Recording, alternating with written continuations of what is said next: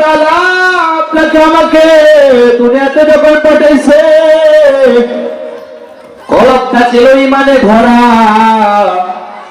ইমান ওয়ালা কলব দিয়া কিন্তু পাঠাইছে। নবীজি হাদিসে বলেন, মা বাবা ওই সন্তানকে অগ্নি পূজক বানায়। আল্লাহর বান্দা, ও আল্লাহর বান্দা, কলবটা ছিল আয়নার মতো পরিষ্কার, আয়নার মতো পরিষ্কার। কিন্তু আল্লাহর বান্দা গুনাহ করতে করতে কলবটা ময়লা বানায় ফেলছো। একটা গুনাহ করলে কলবের মধ্যে একটা কালো দাগ পড়ে যায়, দুইটা গুনাহ করলে কলবের মধ্যে দুইটা কালো দাগ পড়েছে। গুনাহ করতে করতে কলবটা দাগ পড়াইয়া দিছে, দাগ কালো হয়ে গেছে। এখন আর নামাজ ভালো লাগে না, রোজা ভালো লাগে না, আমল আখলাক ভালো লাগে না, কারণ কলবে ময়লা। সেজন্যই বলি, আল্লাহর বান্দা, কলবের ময়লা দূর হতে চাইলে মেডিসিন লাগাও। বলে কি মেডিসিন লাগাইবা? আল্লাহর বান্দা, যখন কোন বান্দা বাজার তাইকা কুটিয়া দিতাইকা নতুন কাপড় কিনে আনে, কাপড়ের মধ্যে কি ময়লা থাকে?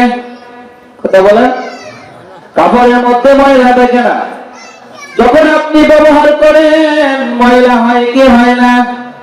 ময়লা হয়ে যায়। বাজার যে কয়জনই সামনে আসেন, মনের কান দেয়া কথাগুলো শুনে, আপনাদের এলাকায় মানুষের অভাব নাই, কিন্তু তারা মাহফিলের ময়দানে আসতে পারে নাই। তাদের মতো হতভাগা আর কেউ নাই। মা বোনেরা, দিলের কান দিয়া কথাগুলো শুনিয়া নাও। ও আল্লাহর বান্দা, কাপড় যখন কিনে আনো, সুন্দর কাপড়ের আল্লাহর বান্দা, কাপড়ের মধ্যে কোনো ময়লা থাকে না। যখন ব্যবহার করো ময়লা হয়ে যায়, বলে মেডিসিন লাগাও, সাবান লাগাও, সাবান। তখন সাবান লাগাইবা, দেখবা ময়লা উঠিয়া গেছে। কিন্তু তুমি এমন ময়লা লাগাইছ যে সাবানের দ্বারাও ময়লা উঠে না। তখন কি করবা আল্লাহর বান্দা?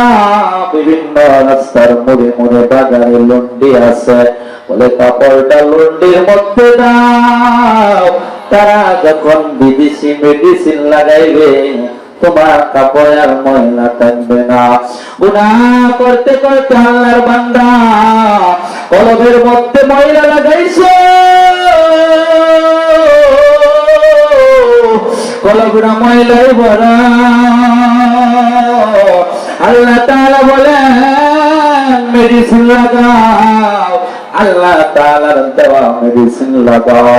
বলে আল্লাহ তাআলার দেওয়া মেডিসিন কি? প্রাথমিক মেডিসিন হইল আল্লাহর বান্দা নামাজ পড়ো, নামাজ পড়ো, রোজা রাখো, আল্লাহর বান্দা জিকির করো, ইস্তেগফার করো। ওই মেডিসিন লাগাও, দেখবো অন্তর থেকে ময়লা দূর হতে লাগবে।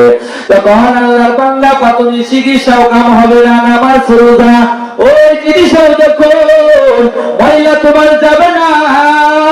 কারণ অনেকের যায় না, অনেকে আছে আল্লাহর বান্দা নামাজও পড়ে,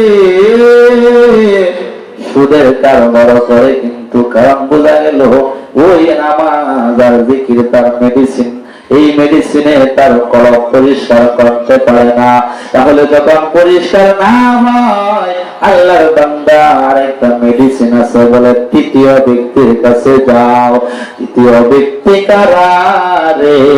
তৃতীয় ব্যক্তি হইল ওলিয়া। ওলিয়া নিজে যখন নামাজে তারাই মেডিসিন, অন্তর পরিষ্কার হবে না। তৃতীয় ব্যক্তির কাছে যাও, আউলিয়া কেরামের কাছে যাও। আজকে তোমাদের মাহফিল মাওলানা আব্দুল হালিম হুসাইন রাহমাতুল্লাহি আলাইহি অনেক বড় আল্লাহর ছিলেন। আল্লাহর ওলিদের কোনো ভয় নেই, কোনো ভয় নেই। আলা ইন্না আউলিয়া আল্লাহ লা খাউফুন আলাইহিম ওয়ালা হুম ইয়াহজানুন। যারা আল্লাহর ওলি, আল্লাহর বান্দা, আলা ইন্না আউলিয়া, আল্লাহর বান্দা, তাদের কোনো ভয় নাই, তাদের কোনো পেরেশানি নাই। আজকে 50তম বার্ষিক মাহফিল তোমাদের এখানে হয়, মাহফিলটা ধরে রাখো, আল্লাহর ওয়ালাদের সুহবত অর্জন করো, সুহবত অর্জন করো। বাবা দাস আল্লাহর বান্দা, যার সাথে যার মহব্বত, তার সাথে তার কিয়ামত, আল্লাহর ওলিদের সাথে সম্পর্ক লাগাও।